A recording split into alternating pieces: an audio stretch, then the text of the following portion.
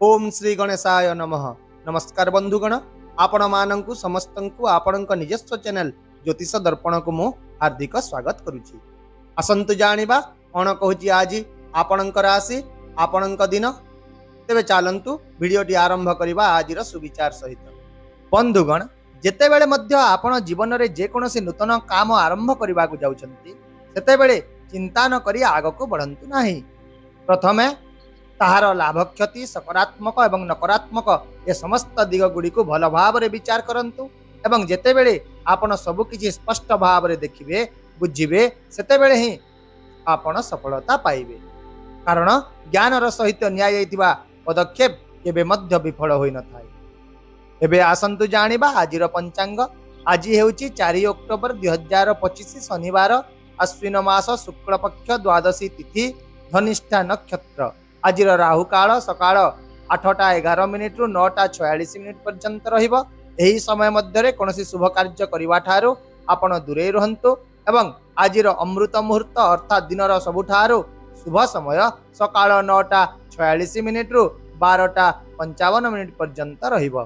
आज चंद्र कुंभ राशि रे एवं सूर्य कन्या राशि रे गोचर करिवे। चलंतु एबे कुंभ राशि रो आजिर दैनिक राशिफल विषय रे विस्तृत भाव रे आलोचना करिबा। आज दिनटी कार्यक्षेत्र में किसी चैलेंज सह किसी नूतन सुजोग मध्य आनीदेव। गत किछि दिन धरी आपण जो योजना उपरे काम करुछंती सेगुड़िक आज समाप्त हेब। तथापि आज दिनर प्रारंभ रे काम गुड़िक आपण जेतिकी सहज भाबुथिले से सबु सेतिकी सहज रे हेब नाही। आउ मध्य आज कर्मक्षेत्र राजनीति किंबा सहकर्मी चाप आपणको किछिटा विचलित करिवो, किंतु आपण निजर सृजनशीलता एवं अभिनव चिंताधारा द्वारा विशेष स्वीकृति पाइबे। नियुक्ति प्राप्त व्यक्ति माने उपरिस्थ अधिकारी समालोचनार सम्मुखीन होई पारंती। सेहीपरि व्यवसायी मानंकु आज तांकर पुराना योजना परित्याग करी नूतन सुजोग खोजिबाकु पड़िबो। पार्टनरशिप क्षेत्र रे तिक्तता सृष्टि होई पारे, तेणु सेति प्रति सतर्क रहंतु। यह व्यतीत शिक्षादान कला एवं वाणिज्य क्षेत्र रे थिबा लोक माने सेमानक कठिन परिश्रमर उपयुक्त फलाफल आज पाइबे नाही, तेणु सेमाने निज भितरे आज धैर्य एवं श्रृंखला बजाय रखंतु।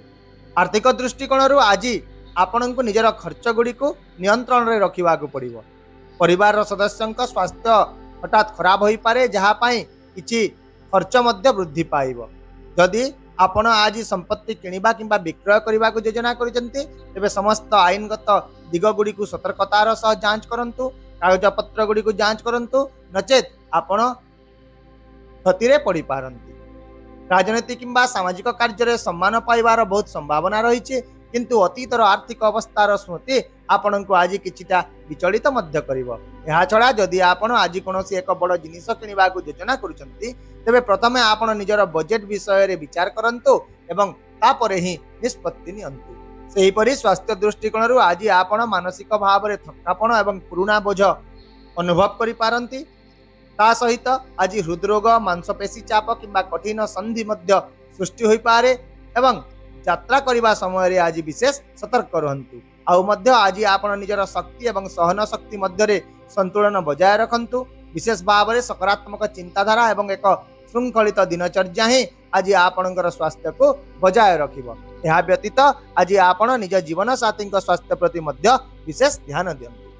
पारिवारिक जीवन रे आज कोनोसी एक पुराना विवाद पुनर्बार देखा दे पारे, किंतु बड़ लोकंक साहाय्य रे एहार समाधान मध्य होई जिवो। पिला मानंक छोट छोट भूल मध्य आपणंकु किछि मानसिक चाप दे पारे। एहा छड़ा आपण आज किछि नूतन बंधुंकु भेटिबे जो माने भविष्य रे आपणंक पई बहुत गुरुत्वपूर्ण प्रमाणित हेबे। ता सहित आज आपण आत्मीय लोकंक सह जोगाजोग बजाय रखंतु, जहा आपणंक पई भविष्य रे बहुत लाभदायक रहिबो। सेहीपरि प्रेम जीवन दृष्टि दिनटी रोमांटिक हेबो। जदि आपण विवाहित अटंती तेबे आपण दिहे स्वामी स्त्री मध्य संपर्क सौहार्द्यपूर्ण रहिबो। तथापि आपण आज विवाह बाहर संपर्क को एड़ांतु, कारण यह पारिवारिक शांति को बाधा दे पारे। ता सहित आज जीवन साथी सहित समय बिताइबा, खोलाखोली भाव में हसिबा एवं छोट छोट इंगित माध्यम रे स्नेह प्रकाश करिबा आपणकर संपर्क रे नूतन शक्ति आनीदेव। ताहेले बंधुगण, आपणक पई आजिर विशेष प्रतिकार हेउची आज आपण भगवान शनि दर्शन करंतु एवं गरीब अभावी लोकन को राशि किंबा बिरी डाली दान करंतु एवं गरीब अभावी लोकन को राशि किंबा बिरी डाली दान करंतु। ଏହା ଆପଣଙ୍କ ଜୀବନରେ ବାଧା ହ୍ରାସ କରିବା ସହ ସକାରାତ୍ମକ ଶକ୍ତି ଆଣିବ। ଆଶା କରୁଛି ଭିଡ଼ିଓଟିକୁ ଆପଣ ସକାରାତ୍ମକ ଚିନ୍ତାଧାରା ସହିତ ଗ୍ରହଣ କରିବେ ଏବଂ ଆପଣଙ୍କର ଦିନକୁ ଆହୁରି ସୁନ୍ଦର କରିବେ। ଯଦି ଆପଣଙ୍କୁ ଆମର ଏହି ଭିଡ଼ିଓଟି ପସନ୍ଦ ଆସିଲା ତେବେ ଦୟାକରି ଭିଡ଼ିଓଟିକୁ ହାଇପ୍ କରନ୍ତୁ, ସେୟାର କରନ୍ତୁ ଏବଂ ଆପଣଙ୍କର ମୂଲ୍ୟବାନ ମତାମତ କମେଣ୍ଟ ବକ୍ସରେ ନିଶ୍ଚିତ ଭାବରେ ଜଣାନ୍ତୁ। ତା ସହିତ ଆମ ଚ୍ୟାନେଲକୁ ସବସ୍କ୍ରାଇବ୍ କରିବାକୁ ମଧ୍ୟ ଭୁଲନ୍ତୁ ନାହିଁ, କାରଣ ପ୍ରତ୍ୟେକ ଦିନ ଆମେ ଆପଣଙ୍କ ପାଇଁ ଆଣିଥାଉ ସଠିକ୍ ସହଜ ଏବଂ ନିର୍ଭରଯୋଗ୍ୟ ରାଶିଫଳ। ତେବେ ଆସନ୍ତାକାଲି ପୁଣି ଦେଖା ହେବା ଆଉ ଏକ ନୂତନ ରାଶିଫଳ ଭିଡ଼ିଓ ସହିତ। ସେ ପର୍ଯ୍ୟନ୍ତ ବିଦାୟ ଦିଅନ୍ତୁ। ନମସ୍କାର, ଜୟ ଜଗନ୍ନାଥ।